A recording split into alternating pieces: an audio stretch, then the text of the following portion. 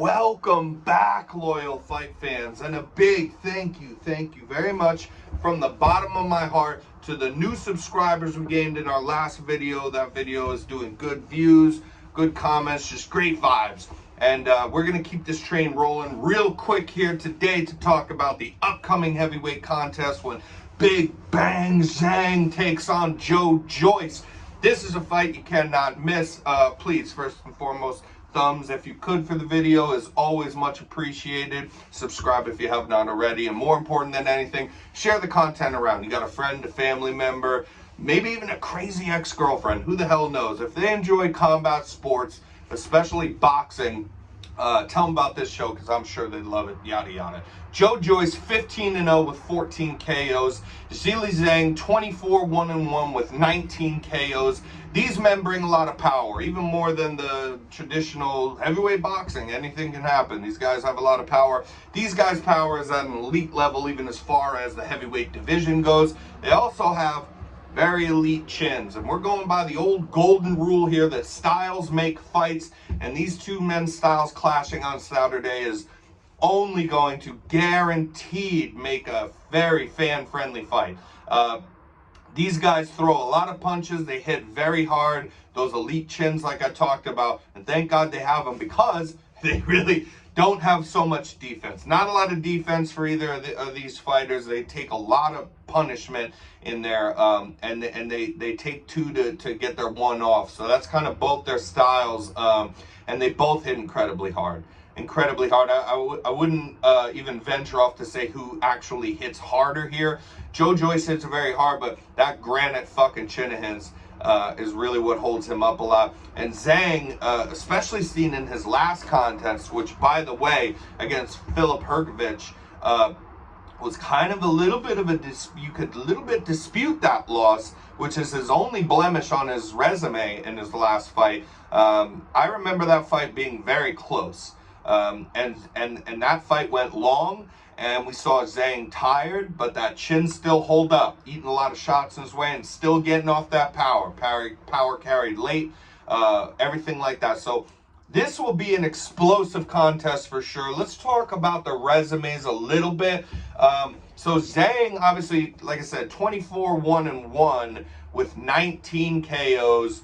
Joyce 15-0 with 14 KOs. That means Zhang has more KOs out of his wins than Joyce has professional fights. But both these guys, a little bit in amateur career. Zhang took a lot of losses, but you know, more than his pro career. I mean, in the amateurs, Zhang did fight Anthony Joshua, so there's a lot of experience to come from that.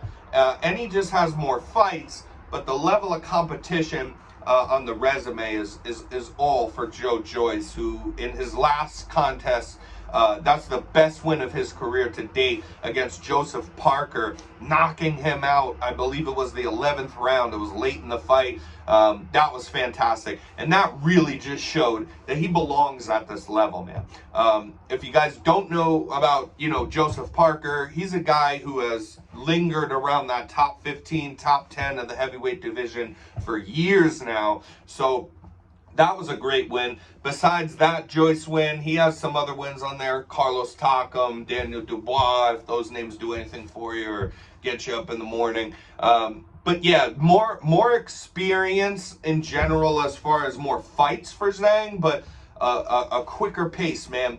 A quicker pace that sometimes doesn't play out the way that fans or fighters wanted to, but quicker skyrocketing of the career for Joyce, and it has paid off for him. It's proven that he belongs at this level. He's even a mandatory for some of those belts that Alexander Usyk, Tyson Fury have, but who knows? If we saw a Tyson Fury Joyce fight, I certainly ain't mad at that. I'm picking Joyce to win this fight. He is a minus 1,100 favorite, which blow your socks off, but if you look at boxing odds a lot, it's actually not that big at all of a favorite as far as boxing odds go. But yeah, I mean, a decent sized favorite there. Joyce expected to win this fight. Let's talk a little gambling for just a moment if we can. Got a little parlay here for you guys. Now, on these undercards here of the weekend, we got Tervel Pulev He is a minus 900. And Havanas Bakov, who is also a minus 900. So those guys should definitely win. I parlayed those two picks together with a Joyce by KO pick, which I believe on DraftKings yesterday was like a minus 350. So cutting those odds down a lot to pick Joyce by KO, because basically this fight could go long because of the granite chins of both men. But we're going to probably see somebody going to sleep here. And those odds from minus, 1,100 to a minus 350 is drastically making your money better. And when you parlay those with the two minus 900s, I myself probably going to throw about 200 bucks on this parlay that is pretty safe. And then it would pay off about 150 bucks back. Or maybe 130 bucks back, something like that, when I looked at it yesterday. But that's what we're going to go with. And like I said, the KO, because, it's not out of the realm of possibilities that the fight does go the distance. But I'd say the odds definitely favor a KO by at least one of these guys. And I definitely think, however it goes, Joyce should win this fight. And so when you cut down all the odds to make your money better in that kind of way, it all just evens out a little bit. That's what we're going with for the weekend. But yeah, watch this fight, man. A lot of you, listen, if you clicked on the video, you probably know who these gentlemen are, but some of you may not. Some of you may not, and that's kind of what I try to do with this podcast a little bit, is not preach to people. I try to give you some insights that I feel comfortable in with picks, insights, technical breakdowns. If I feel comfortable with what I'm saying there, I give that to you guys. But more than anything, I'm here to connect with the casual fan and kind of make you a little bit more of a hardcore boxing fan.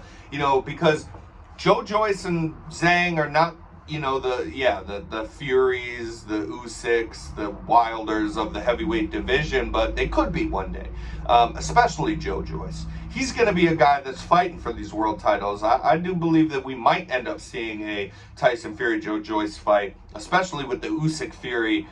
Unfortunately, this is why it's hard to make more fight fans of boxing, you guys. The business angle always makes things difficult, but being as it is that way, that we might not see Usyk Fury, I do think that that Joyce might be the guy. He gets a good win here, and then his last two, like I said, Joseph Parker and Zhang, and he's been a mandatory. I think we see Fury accept a fight thinking, I can beat this guy, even if he takes all my punishment and it goes all the way, because Joyce is a fucking zombie, mark my words on that. But this is a very fun fight.